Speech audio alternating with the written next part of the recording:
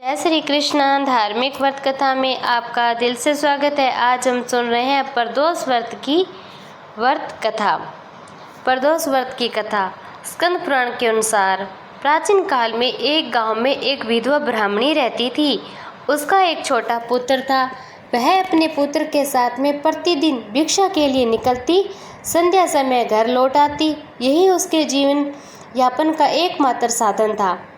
अब एक दिन ब्राह्मणी जब वह संध्या के समय भिक्षा लेकर वापस लौट रही थी अपने घर, तो रास्ते में नदी के किनारे उसे एक अत्यंत सुंदर बालक दिखाई दिया। वह बालक कोई साधारण नहीं बल्कि विदर्भ देश का एक राजकुमार धर्मगुप्त था।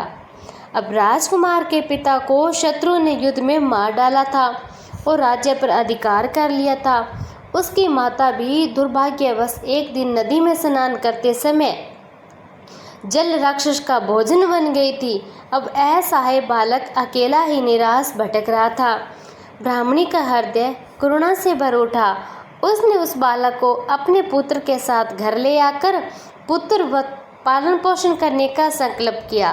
कहा कि अब ये बालक भी मेरे पुत्र के समान मेरा पुत्र कहलाएगा। मैं इन दोनों का पालन पोषण करूंगी। अब दोनों बालक साथ साथ बड़े होने लगे, खेलने लगे। एक साथ दोनों बालक हमेशा रहते थे। कुछ समय बाद एक दिन ब्राह्मणी अपने दोनों पुत्रों को लेकर देवयोग से एक शिव मंदिर में पहुंची। वहां उनकी भेंट महान तपस्वी ऋषि शालिन्य से हुई। ऋषि ने अपनी दिव्य दृष्टि से जान लिया कि यह बालक कोई और नहीं बल्कि विदर्भ देश का राजकुमार है। उन्होंने ब्राह्मणी को बताया, यह बालक शिव की कृपा से आपके पास आया है। अब ऋषि ने ब्राह्मणी को ये एक सलाह दी कि आप प्रदोष व्रत करें।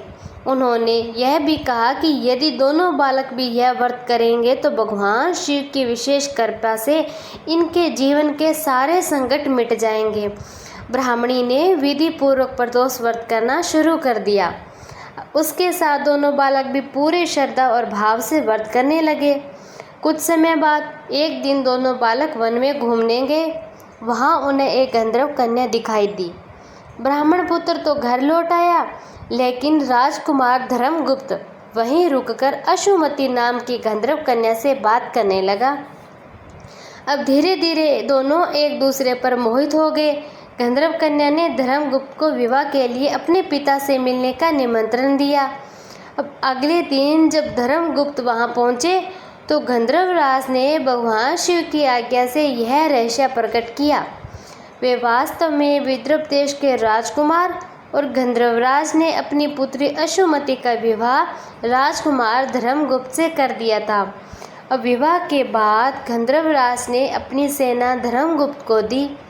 उस बलशाली सेना की सहायता से धर्मगुप्त ने अपने शत्रुओं को पराजित किया और पुण्य विदर्भ देश पर अधिकार प्राप्त कर लिया। यह सब केवल प्रदोष व्रत के पुण्य और भगवान शिव की कृपा से ही संभव हो सका था।